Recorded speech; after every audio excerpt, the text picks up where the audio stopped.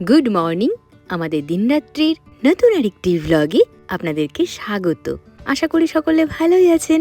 গতদিনের ব্লগে বিয়ের পরে আমি কিভাবে নিজের পড়াশোনাটা কন্টিনিউ করেছি তা শেয়ার করেছিলাম, আর তার সাথে বলেছিলাম পিএইচডিতে চান্স পাওয়া এবং আমার পিএইচডির কাজকর্ম নিয়ে আমার যে অভিজ্ঞতা তা আপনাদেরকে অন্য আরেকটি ব্লগে জানাবো। ভাবছি আজকে আপনাদের সাথে সেই বিষয়টি শেয়ার করে নিই। ব্লগের সেকেন্ড পার্টে থাকছে আমার পিএইচডিতে চান্স পাওয়া এবং কিভাবে আমি আমার গবেষণা করেছি, কতদিন সময় লেগেছে, আর চান্স পেতে কতদিন আমাকে অপেক্ষা করতে হয়েছে, সবটা আপনাদের সাথে শেয়ার করে নেবো আজকে। তবে ব্লগটি শুরু করার আগে একটি বিষয় আপনাদের সাথে ক্লিয়ার করে নিতে চাই। আসলে বেশ কয়েকদিন ধরে এত ব্যস্ততা বেড়ে গেছে যে আমি কমেন্টগুলো পড়লেও রিপ্লাই করে উঠতে পারছি না। আর দু একদিন গেলে হয়তো একটু ব্যস্ততা কমবে, তখন আমি পুরনো সমস্ত কমেন্টের রিপ্লাই দেব। আপনারা একটু আমাকে সময় দিন। চলুন তাহলে দিনটাকে শুরু করা যাক। বর্ষাকাল শুরু হওয়ার পর থেকে ছাদে সেভাবে আসি না নিয়মিত। মামুনি বললেন যে আজকে নীল অপরাজিতা গাছে অনেক ফুল ফুটেছে, এই দিনটার অপেক্ষায় ছিলাম। কলেজের বাগান থেকে বীজ এনেছিলাম, চিটে বীজ, তার মধ্যে দানা ছিল না, দুটো বীজ ভালো ছিল, সেটাই আমি লাগিয়েছিলাম, তার থেকে একটি চারা হয়েছে।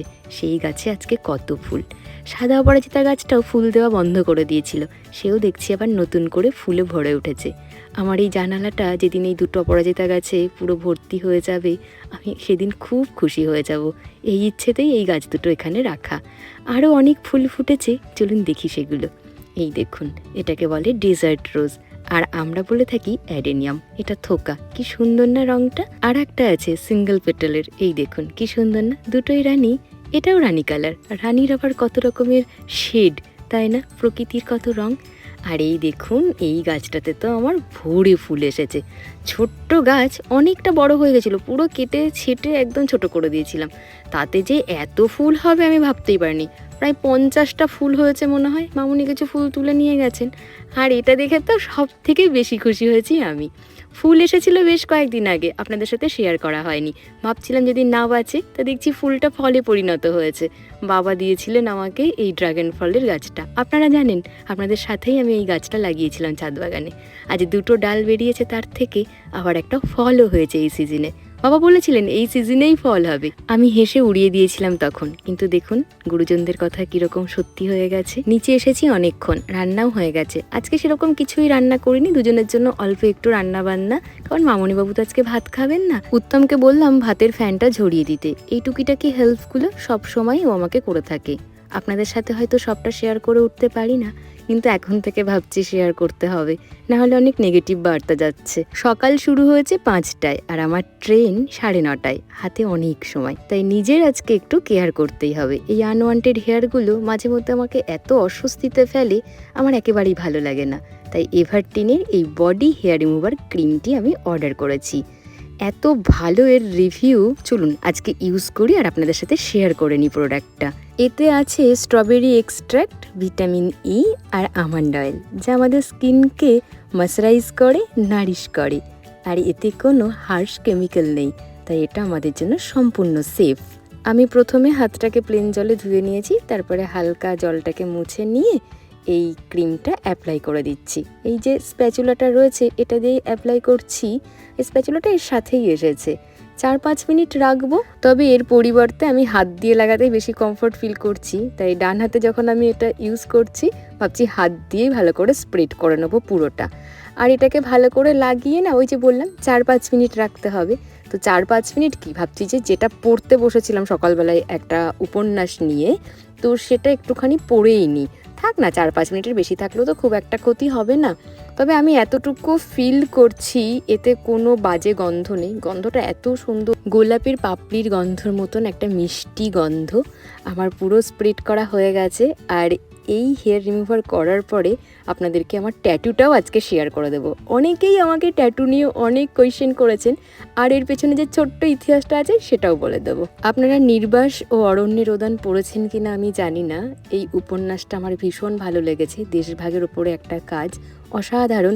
যদি কেউ পড়ে না থাকেন, আমি বলবো এই উপন্যাসটা একবার পড়তে।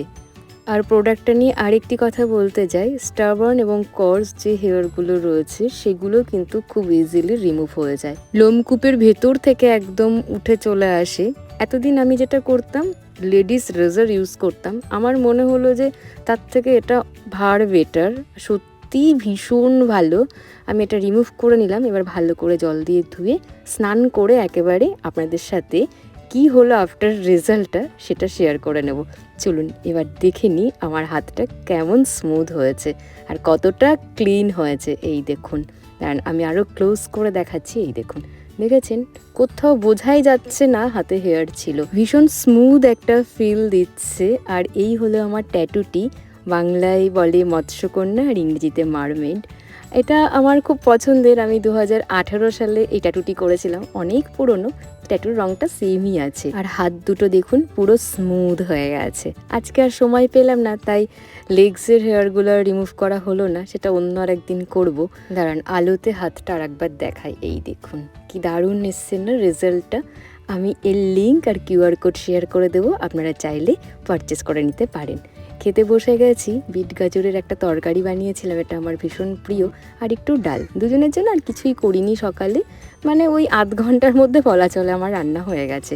এখন যাচ্ছি স্টেশন, যা বৃষ্টি শুরু হয়েছে, মানে বৃষ্টির মধ্যে কলেজ যেতেও বিরক্ত লাগে। তবে একটা কথা আপনাদেরকে বলি, আমার কিন্তু বৃষ্টি ভীষণ প্রিয়, মানে গরমের তুলনায় রোদ বাদ দিয়ে বৃষ্টি আর শীত যত খুশি হোক আমার কোনো সমস্যা নেই, গরমটা যেন না পড়ে এটাই ভগবানের কাছে প্রে করি সব সময়। আর কলেজ যেতে যেতে ব্লগের শুরুতেই যে প্রমিসটি আমি আপনাদের সাথে করেছি সেটা শেয়ার করে নিই, আমার পিএইচডির জার্নি আর পিএইচডিতে কী করে চান্স পেয়েছিলাম।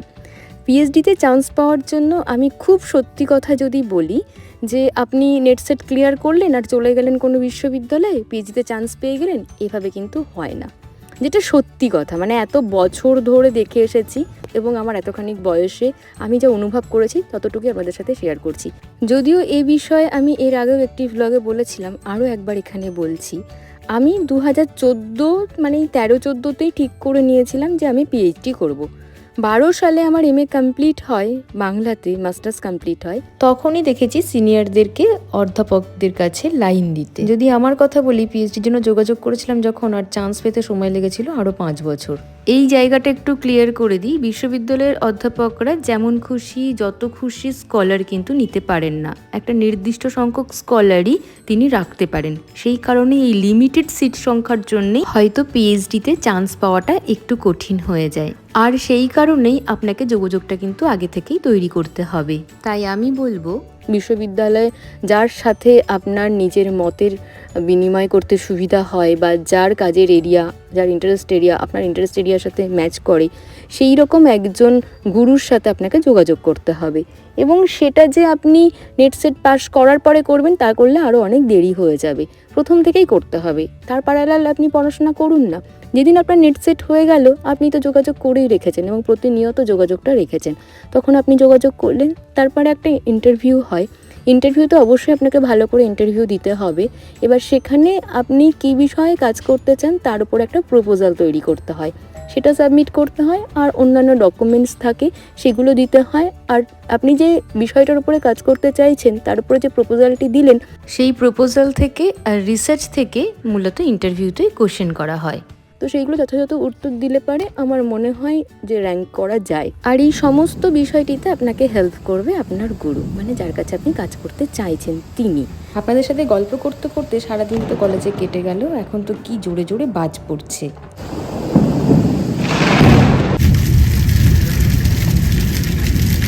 বৃষ্টিটাও মুষলধারে শুরু হয়েছে। তবে যে বিষয়ে বলছিলাম, প্রথমে টাইটেল রেজিস্ট্রেশন করতে হয়, তারপরে আপনাকে একটা অ্যাবস্ট্রাক্ট তৈরি করতে হয়, যে বিষয়ে কাজ করছেন তার রিলেটেড দুটো পাবলিকেশান লাগে, এই সমস্ত অনেকগুলো ধাপ আছে। এবং ধীরে ধীরে ধীরে ধীরে আপনার যখন, যদি আপনার কোয়ান্টিটিভ বা কোয়ালিটিভ যে অ্যাপ্রোচেই আপনি কাজ করুন না কেন, যদি ডেটা কালেকশনের কাজ থাকে সেখানে আপনাকে ফিল্ডে গিয়ে ডেটা কালেক্ট করতে হয়, তার জন্য কোয়েশ্চেনিয়ার তৈরি করতে হয়। এগুলো অনেক ব্রিফ আলোচনা, সেগুলো আমার এখানে হয়তো বলা ঠিক হবে না, সেগুলো আপনারা কাজ করতে যখন যাবেন তখন আপনারা ঠিক এগুলো বুঝতে পেরে যাবেন। যাই হোক, এই হলো আসল কথা। আর এখন তো মুষলধারে বৃষ্টি শুরু হয়েছে, প্রায় প্রত্যেক দিনই বাড়ি যাবার সময় আমাদের বৃষ্টিটা এখানে শুরু হয় বেলডাঙাতে। মানে এখন বাজে 3:40, আমাদের ট্রেন 4টেই। তো আমরা ওই বৃষ্টির মধ্যেই ভিজে ভিজে বেরিয়ে পড়েছিলাম, টোটো পেয়ে গিয়েছিলাম, কিন্তু টোটোতে উঠতে নামতে তো আপনাকে ভিজে যেতেই হয়। স্টেশনে আসার পরেও দেখলেন মুষলধারে বৃষ্টি, ট্রেনে তো জানলা দরজা সব বন্ধ। আমরা কোনো রকমে জায়গা পেয়েছি, বসে গেছি, বাড়ি চলে এসেছি। বৃষ্টির কারণে আমি আর শ্যুট করতে পারিনি, তাই আপনাদের সাথে সেগুলো আর শেয়ারও করতে পারিনি। বাড়ি এসে ফ্রেশ হয়ে চা বসিয়েছি। মামুনির আবদার, মামুনি চা খাবেন আজকে, দুধ চা আমার সাথে। আমি সচরাচর দুধ চা খাই না, বাড়িতে লাস্ট কবে দুধ চা বানিয়ে খেয়েছি আমার মনে পড়ে না, তবে মামুনির আবদার পূরণ করতে আজকে চা বানানো। আর একটা কথা বলি পিএইচডি সংক্রান্ত, আমার কাজ করতে 5 বছর লেগে গিয়েছিল। হয়তো 3.5-4 বছরের মধ্যে আমি সাবমিট করতে পারতাম, কিন্তু নিজের দোষেই হয়তো করতে পারিনি। শেষের দিকে গিয়ে এত পাজলড হয়ে গিয়েছিলাম, এত চোখে মুখে সেই সর্ষে ফুল দেখছিলাম যে মনে হয়েছিল যে থাক, পিএইচডি করে কাজ নেই, দরকার নেই ডিগ্রিটা আমার। কিন্তু শেষ পর্যন্ত কাজটা কমপ্লিট হয়। আমি প্রি সাবমিশন দেওয়ার 6 মাসের মধ্যে ফাইনাল সাবমিট করতে হয়, কিন্তু আমি সেটা করতে পারিনি। আমাকে 2বার করে প্রি সাবমিশন দিতে হয়েছিল, সেই জন্য আমার একটু লেট হয়ে গিয়েছিল। আর আমি যেহেতু ইন সার্ভিস স্কলার ছিলাম, তো কোর্স ওয়ার্কের বিষয়ে একটা কথা বলি। আমরা ক্র্যাশ কোর্স ওয়ার্ক করেছিলাম, শনি রবিবার আমাদের ক্লাস হতো, উইকডেজে হতো না, তো আমাদের খুব একটা অসুবিধে হয়নি। যাই হোক, চা খাওয়ার পরই অনেকক্ষণ হয়েছে, ডিনার সকলের কমপ্লিট। এখন ঘড়িতে বাজে 10টা, আমি খাতাগুলো নিয়ে বসেছি। ইউনিভার্সিটি পোর্টাল অন হয়েছে, তো তাদের ফাইনাল মার্কস আমাকে এখানে সাবমিট করতে হবে স্টুডেন্টদের, সেই কাজটাই করব। এটা ভীষণ ভাইটাল কাজ। বাড়িতে সকলে শুয়ে পড়েছে, আমি এখন একা রয়েছি। আর উত্তম আজকে বাড়ি ফেরেনি, তাই আমার আজকে আরও অনেক সময়, মানে কার সাথে কথা বলবো, সেই জন্য ভাবলাম এই কাজটা করেই নিই। তো আমি যতটা পারছি খুব সাবধানে কাজটি করছি। আপনারা হয়তো ভাবেন এত তাড়াতাড়ি মার্কস তোলা হয়ে গেল, একেবারেই নয়। আমি ওটা একটুখানি স্পিড বাড়িয়ে দিয়েছিলাম, অনেকটা সময় লেগেছে আমার। এখন ঘড়িতে বেজে গেছে 12:30। প্যারালাল আমি আরেকটি কাজও করছিলাম, একটা মিষ্টি বানাচ্ছি কিচেনে, কিন্তু তার হওয়ার কথা ছিল 1টার সময়, কমপ্লিট হয়নি। যেহেতু অনেকটা পরিমাণে আমি বানিয়েছি, তাই বেক হতে অনেক সময় লেগে গেল। এখন বাজে 3:20। আমি 1 ঘন্টা অন্তর অন্তর অ্যালার্ম সেট করে শুয়েছিলাম, মানে 1টায় শোয়ার পরে 2টোর সময় উঠে একবার দেখেছি, তখনও হয়নি। 2টোর সময় শোয়ার পরে আবার 3টেই উঠেছি, এখনও দেখছি বেক হয়নি, আরও 1 ঘন্টা সময় লাগবে। যাই হোক, আজকের ব্লগটা এখানেই শেষ করছি। শুভরাত্রি।